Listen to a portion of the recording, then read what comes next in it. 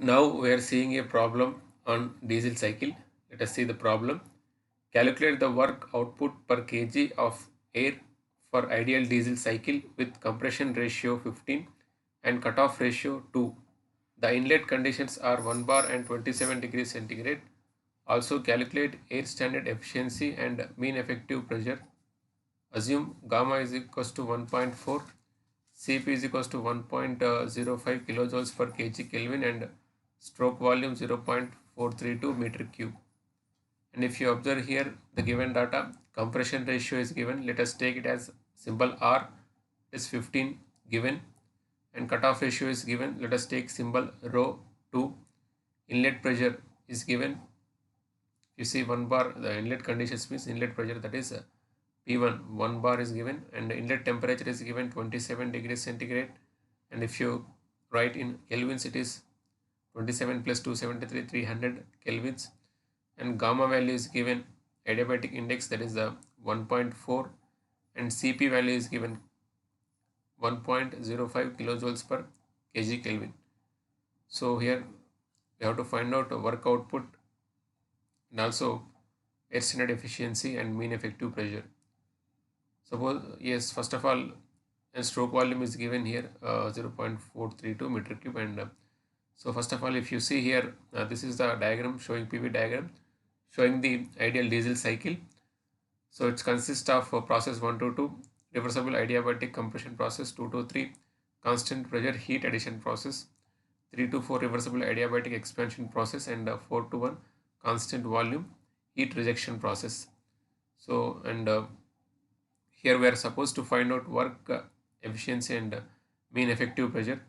So to find out work, we'll use work is equals to from the, or we'll find out work from the efficiency. So first of all, let us find out efficiency. So here we'll write efficiency is work done by heat supplied. From that we'll find out work done is equals to efficiency to heat supplied. So for that purpose, let us find out first of all efficiency. So why? Because from the given data, you can find out efficiency directly from R and rho. So if you see, we know the standard formula for air standard efficiency of diesel cycle is equals to 1 minus 1 by R to the power of gamma minus 1 into rho to the power of gamma minus 1 by rho gamma into rho minus 1. So if you require the derivation of this air standard efficiency of diesel cycle, please refer my previous video. So here R is given, compression ratio 15 in the data. If you see here, 15 is given, and gamma is 1.4 given, rho is given here. If you see, rho is given as 2. So 2 to the power of 1.4 gamma value minus 1, and if you see gamma 1.4, and this is rho once again 2 minus 1. So if you substitute those values and if you simplify, we are getting here the efficiency as 0.604, or it is 60.4 percentage. And next we have to find out work output. So I told we can find out work output from the efficiency formula. So that we know efficiency is nothing but work output by heat supplied, that is W by Q1. We are taking heat supplied as Q1, and work, we can write it from this, work is equals to efficiency into heat supplied. So here I told, or we have seen, heat is supplied in the constant pressure process. If you see this diagram here, so heat is supplied in the cycle in the constant pressure process, that is 2 to 3. So for constant pressure process, heat supplied is given by the formula M into Cp into, and here the process is happening between 3 and 2, and here T3 is more than T2. So you can write here M into Cp into T3 minus T2.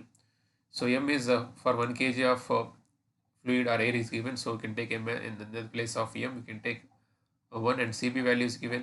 You see here Cp value is given 1.05 kilojoules per kg Kelvin. So the unknown things in this are T2 and T3. So to find out T2, let us consider the process 1 to 2. And here if you see the process 1 to 2 is called, I told it is reversible adiabatic process. So for adiabatic process, you can write T2 by T1 is equals to V1 by V2. Is the relation between temperature and volume for the adiabatic process. So it is V1 by V2 whole to the power of gamma minus 1. And if you see here, this V1 by V2 is ratio is nothing but is called compression ratio. So it is given and we can indicate with R, we have seen already. And so if you want T2, we can write it as T2 is equals to T1 into R to the power of gamma minus 1.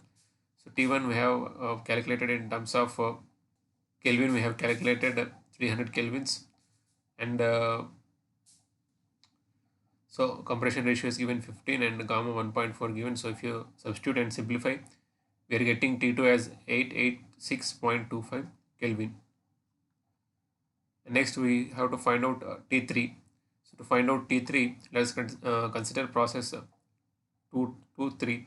So process 2 to 3 is nothing but constant pressure process. So for constant pressure, we know volume is directly proportional to temperature or vice versa. So we can write T3 by T2 is equals to V3 by V2. So here V3 by V2 is nothing but we can call it as a cutoff ratio. V3 by V2 is cutoff ratio, the diesel cycle.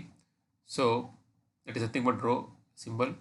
So we can write T3 by T2 is equals to rho, and T3 is equals to T2 into rho, and T2 we have calculated in the previous step 886.25 Kelvin, and substitute here, and rho is given cutoff ratio 2 in the data. So if you simplify here, we are getting T3 as 1772.5 kelvins.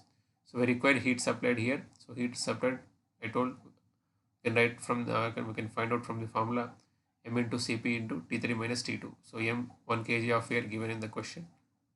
So if you see, calculate the work output per kg. So it is given in the question per kg is means 1 kg, and Cp value is given 1.05, and T3 we got 1772.5, T2 we got in the previous step 886.25. So if you substitute and simplify, we are getting this heat supplied as 930.56 kilojoules. This is per kg. If you take 1 here, so nothing but it is per kg only.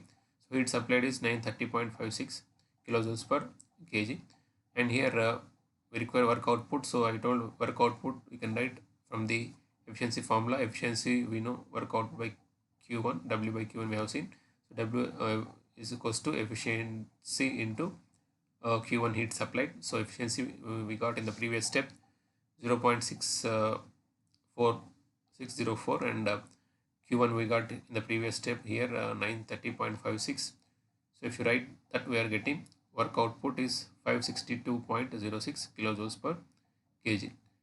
And in the final bit, we have to find out mean effective pressure.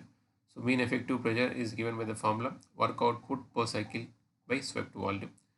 So see here the total cycle 1 kg of fluid is used here. So work output per kg of fluid is nothing but work output per the cycle. So this work output per kg becomes work output per cycle. So why? Because per kg of air is only used in this ideal cycle. We can assume like that.